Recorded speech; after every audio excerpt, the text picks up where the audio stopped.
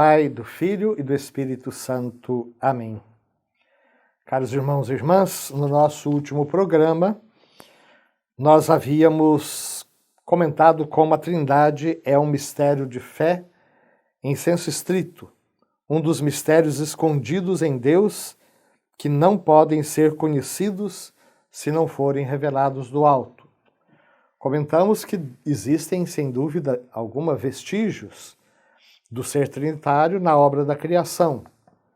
Lembrei como Santo Agostinho, por exemplo, busca na alma humana, particularmente no intelecto humano, esses sinais da Trindade, ao analisar que na mente humana existe a inteligência, a vontade, a memória, ou nas relações humanas existe o amor, o amado e o amante, e isso particularmente dentro da mente humana, que se conhece, se ama a si mesma, são sinais da Trindade que, segundo Santo Agostinho, foram impressos no ser humano, sua criação. Mas vimos também que no Antigo Testamento existem várias formas de preparação para a revelação do mistério da Trindade, sobretudo na personificação crescente, verificada no Antigo Testamento, da Palavra de Deus, da sabedoria de Deus e do Espírito de Deus.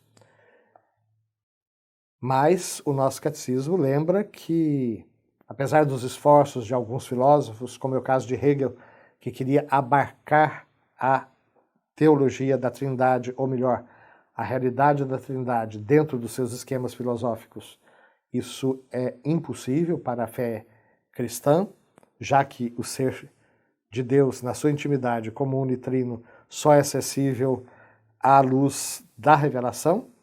Da mesma maneira, até o Antigo Testamento, até o povo de Israel, com toda a preparação que o Antigo Testamento representa para o evento Cristo, não chegou a conhecer o mistério do Deus unitrino.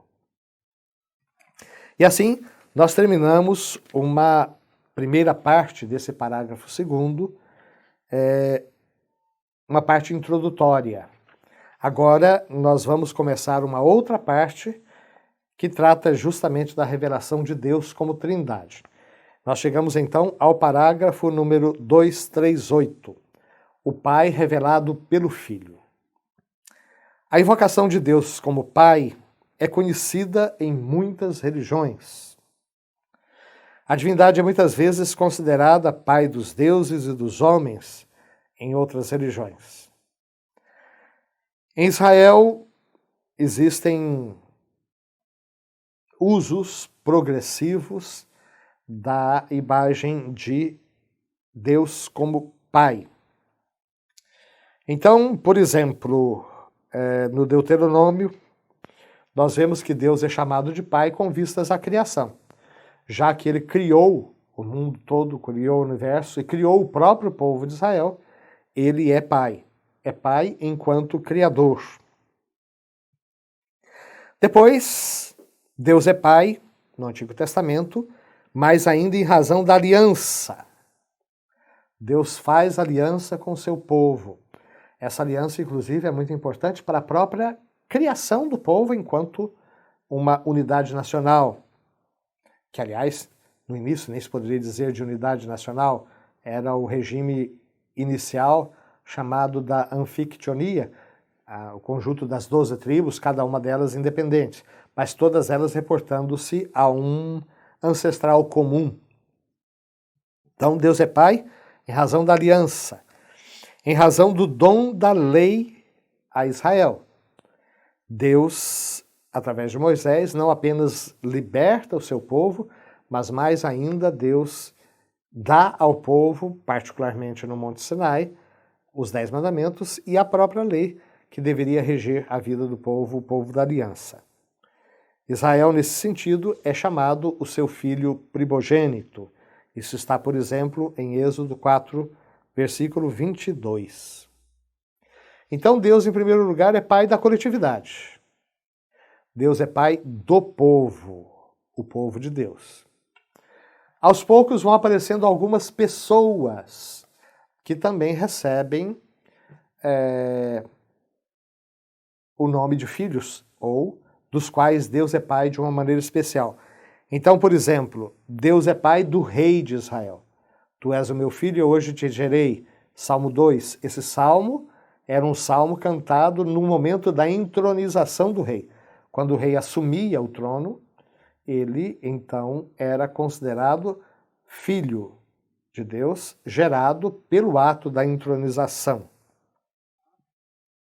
Aos poucos, o povo da Bíblia vai percebendo que Deus é particularmente pai dos pobres.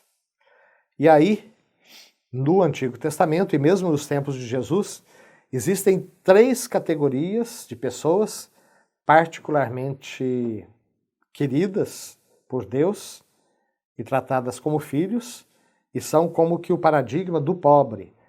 E são eles o órfão, a viúva e o estrangeiro.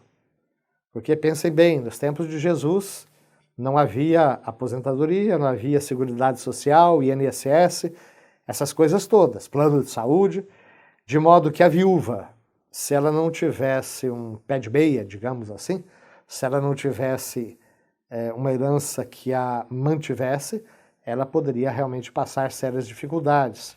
O mesmo se diga do órfão. Nos tempos de Jesus, ou melhor dizendo, nos tempos apostólicos, nós vemos, por exemplo, nos Atos dos Apóstolos, como a igreja já cuidava das viúvas.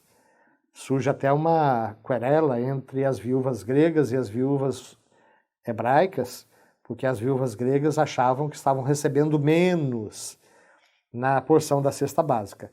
Mas aquilo já era um sinal de que mesmo nos tempos de Jesus, as viúvas poderiam passar muitas dificuldades.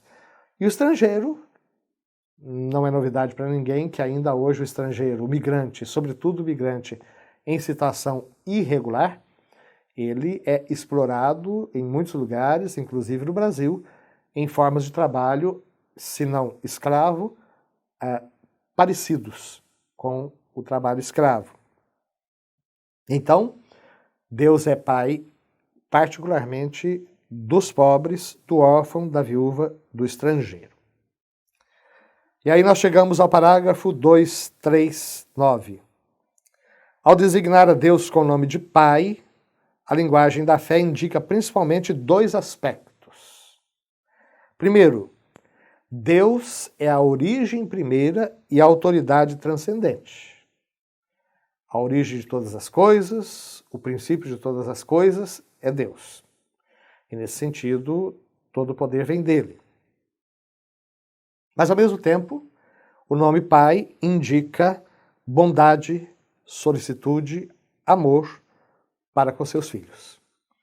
É essa ternura paterna de Deus que vai ser expressa também em termos de maternidade.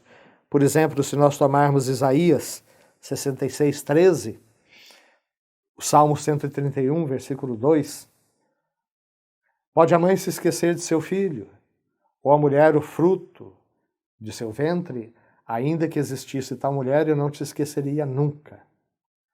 Como a mãe consola o filho e toma o filho e o chega junto do seu rosto, assim sereis acariciados, assim sereis afagados, ó meu povo. Por isso é que João Paulo I diz que Deus é pai e é mãe também. Paternidade e maternidade são categorias humanas, mas que servem para indicar essa proximidade e esse amor misericordioso, essa ternura de Deus. Talvez hoje seja tempo de redescobrirmos sempre mais justamente a ternura de Deus.